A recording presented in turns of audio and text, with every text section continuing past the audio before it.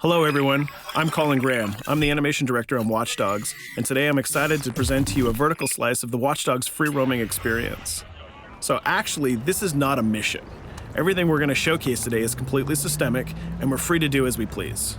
We start off in the wards, the low-income district of our interpretation of Chicago. When creating the world of Watch Dogs, we wanted to stay true to the city and give a unique flavor to each and every neighborhood, not only in terms of the architecture, but also in terms of the people that you'll encounter and what is happening in their day-to-day lives.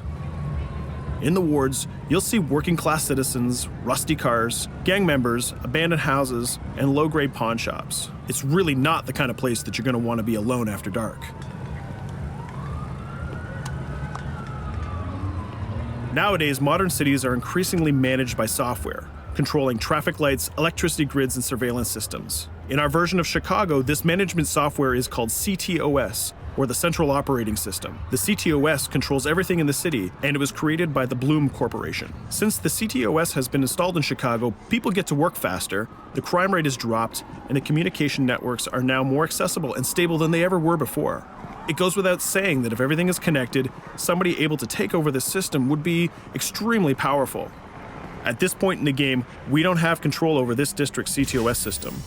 The icons that you see over people's head mean that we cannot hack into their mobile devices at the moment.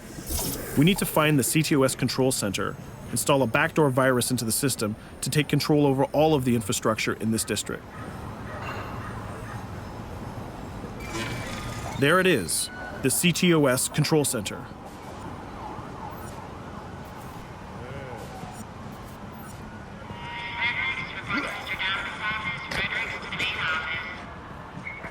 Watch it. You're walking someplace you got no business. It's heavily guarded. Let's see if we can find the server access codes from a distance.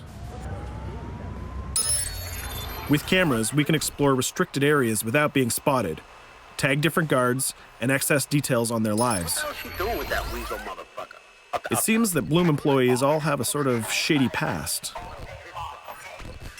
There it is, the access code to the server room. Unfortunately, we can't access the server via the cameras. We need to sneak inside.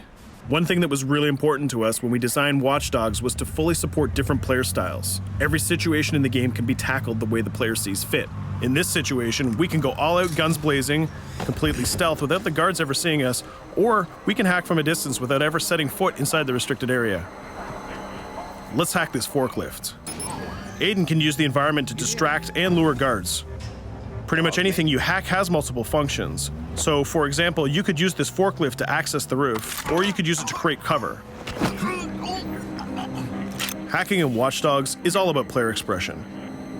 Let's set an improvised explosive device so we can hack it a little bit later.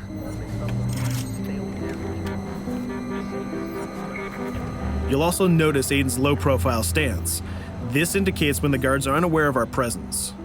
We'll try to reach the upper level of the building to see if we can gain a vantage point over our opponents. Everything in the environment can be hacked, so we're going to make some dynamic cover. That's how you spend a day off. Some quality meat. We'll use this forklift to lure the guard towards our IED that we set earlier. Let's see how this plan unfolds. You're working them on.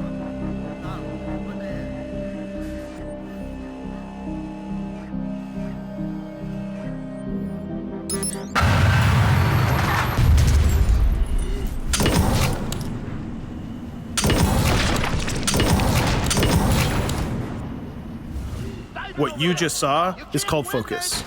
It represents Aiden's analysis capabilities and his quick reflexes. This gives the player more time to combine core game mechanics together, such as shooting, hacking, and driving, in order to handle more complicated situations.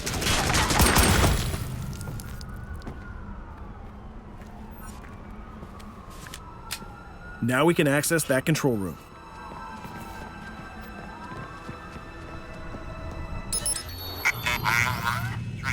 Drop 2, 5.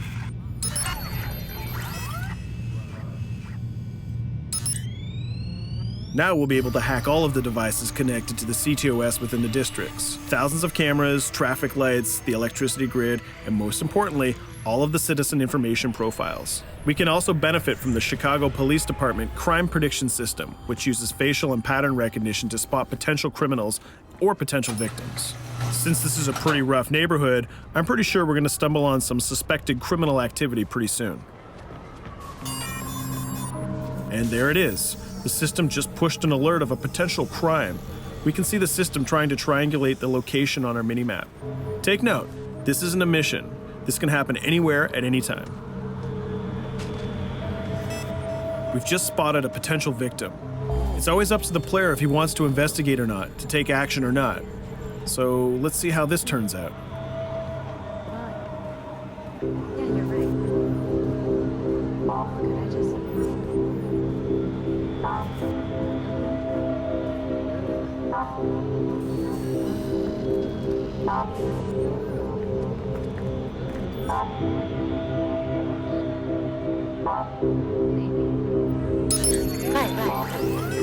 You think you're leaving me? Huh? Jesus, I told you to stay away from me! You belong to me now. Get it? You better leave or I'll call the cops! I'll fucking kill you, goddammit. Get off! Yo! That was close. Good thing that we intervened. We managed to prevent the crime, but we triggered a chase. From here, the criminal's behavior is unpredictable. He can try to get away, shoot back at us, surrender, or call for backup.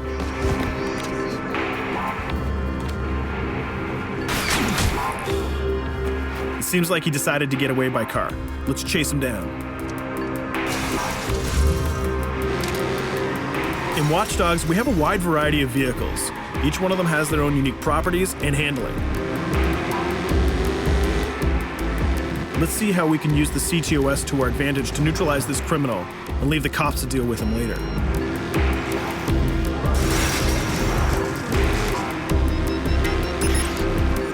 The chase stops right here. Using the blockers usually reserved for the cops during interventions, we managed to stop this criminal without killing him. This gives us a reputation bonus. This system is at the core of the Watch Dogs experience. Depending on how we handle different situations in the game, the media and the citizens will have a different perception of our hero, whether he is a true vigilante or a reckless criminal. This will have repercussions throughout the game. Now, let's head for the Loop, the historical district of Chicago, where you're going to find the most iconic buildings in the city.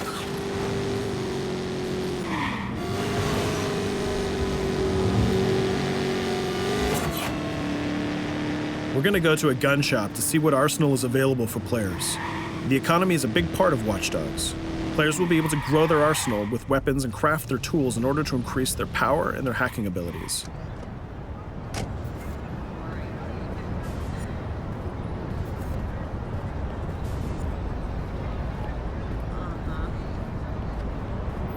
No, it's okay.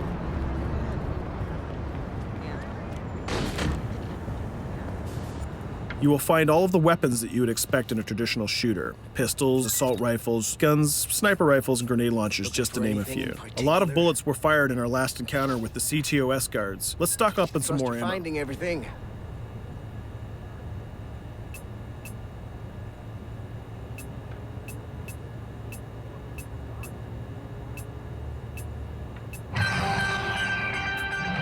As we mentioned earlier, the media keep track of your actions and the citizens are going to react according to the perception that they have of you. Here, the media is reporting a crime in which you are the #1 suspect. The gun shop owner recognized you and decided to trigger a silent alarm to notify the police. Copy that. Possible one suspect presumed armed and dangerous. Police are now trying to locate the source of the threat using the surveillance system in the city, represented by the yellow circles on the minimap. Come in, PH3.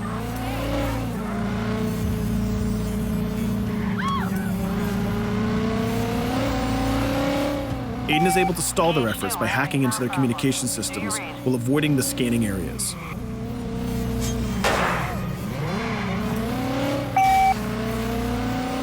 PH units, do you copy? Repeat, squad to all PH units. Once they've lost our trail, we can go back to our activities.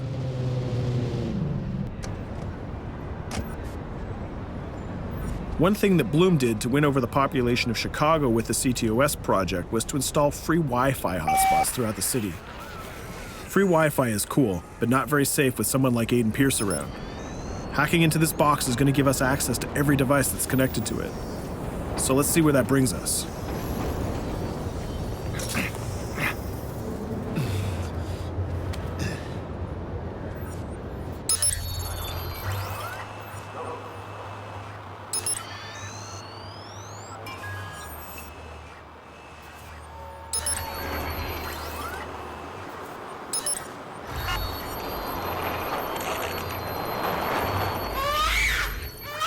We just hacked into the webcam of a laptop. It seems that we're in the apartment of a mother and we can hear her baby crying in the background. Her bank information is in her mobile phone sitting right there on the table in front of us. It's totally up to the player whether we decide to steal it or not. Of course, this won't affect our reputation because nobody can witness this action. Just like in real life, nothing is totally black or white, but rather many shades of gray. This is exactly the situation where we want the player to question his own morality. Let's go withdraw that money. If you think that you're alone, think again. Aiden is not the only hacker in town. Someone's trying to install a backdoor virus on Aiden's phone in order to steal a portion of the information that he's gathered through the game so far. First, we're gonna have to reach the area where the signal is coming from.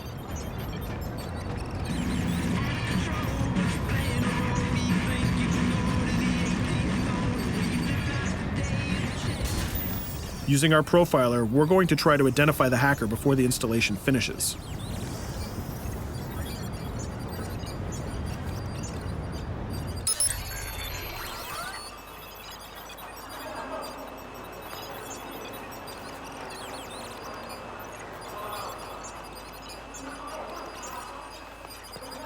There he is.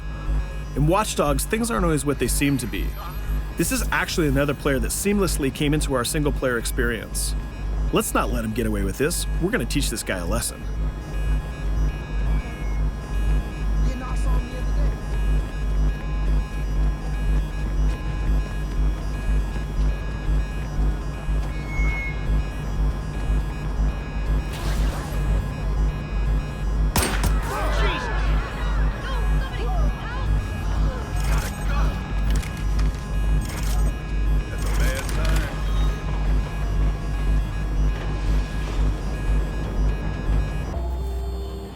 We stopped the hack, but the hacker managed to get away. I don't know about you, but we can't let this pass by. We need to retaliate. Using the grid, let's see if we can find that second player. There he is. Let's enter his game seamlessly.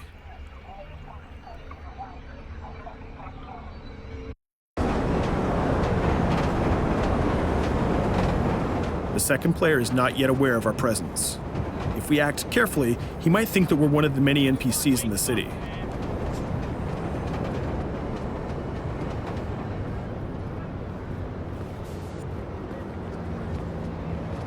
What was that?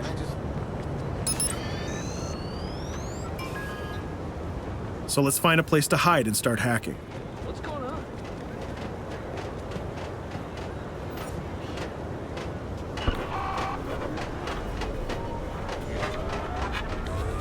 The second player has just been alerted that a breach has occurred on his phone. He's trying to find us using his profiler.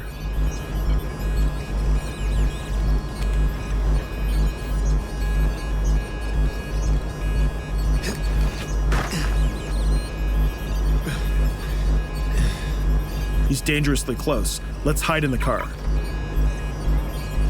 We're spotted. Let's get out of there.